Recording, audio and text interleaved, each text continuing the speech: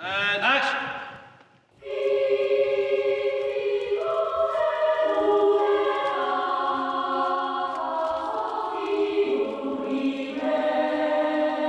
I mean, it would be nice to hear a bit more about this whole idea of that somebody takes what was yours, in a way, in an artistic meaning, and they make it theirs without, of course, ever wanting to lose the you in it. It's as if I sort of built my book out of Lego, and you didn't really add any extra blocks or anything, but you disassembled my Lego novel and then reassembled it in the shape of a film. I've discovered, oddly enough, after years of writing a dialogue, actually, we're pretty clumsy. The exact nature of a cup that I can have in the text but don't have to describe must be described on film, because you can't have a cup, you can't see a cup without detail on it, even if it's a lack of detail. So for dialogue, actually I was just writing what I was hearing in my head and assuming that that line would be received. Mrs. Dalloway bought the flowers. Mrs. Dalloway bought the flowers. Mrs. Dalloway bought the flowers. I was just sort of assuming that what the reader was getting was what I was thinking, but no, of course not, idiot. No, no.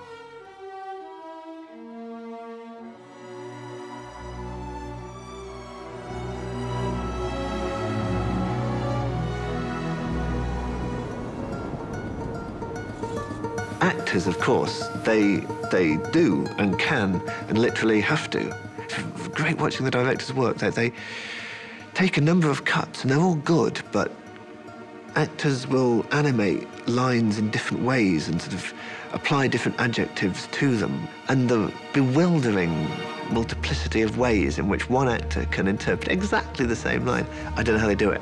Action. This is a violation of the Ruddy Incarceration Act. This is a violation of the Ruddy Incarceration Act. This is a violation. This is a violation. This is a violation. This is a violation. The Ruddy actor deserves an applause for entertaining us so well. A director will build up a bank of perfectly usable lines, but they'll subtly alter. What are you doing in here?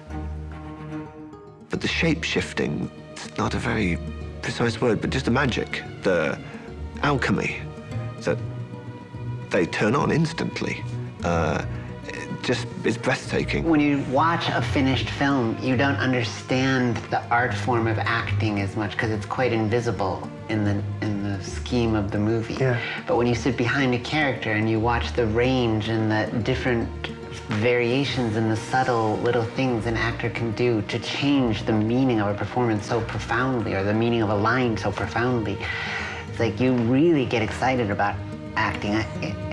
I would love to sometimes just recut our movies with slight variation in performances, just as a way of demonstrating how amazing acting, what an amazing art form acting is. What you can't do on the page is stress. You know, when a composer writes lento or forte at the beginning, that's pretty clumsy, and it's the conductor's job to actually refine that.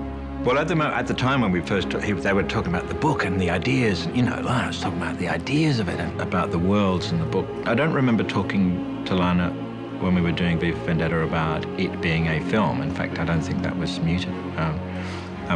But probably there were all sorts of explosions going off in her brain.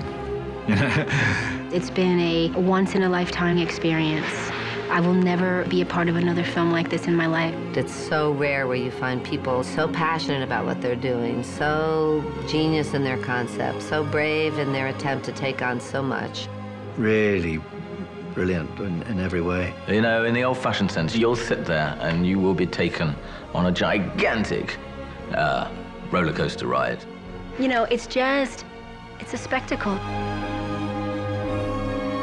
It is contrary to a massive amount of things that are going on in mainstream movie making. It's a left field adaptation of a huge tome. It's Cloud Atlas 2.0.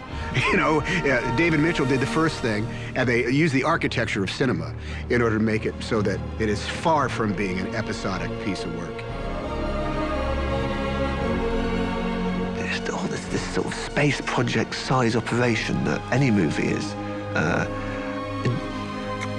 dedicated to making another level of reality in that little magic rectangle just glowing there in the dark. What an amazing species we can be sometimes.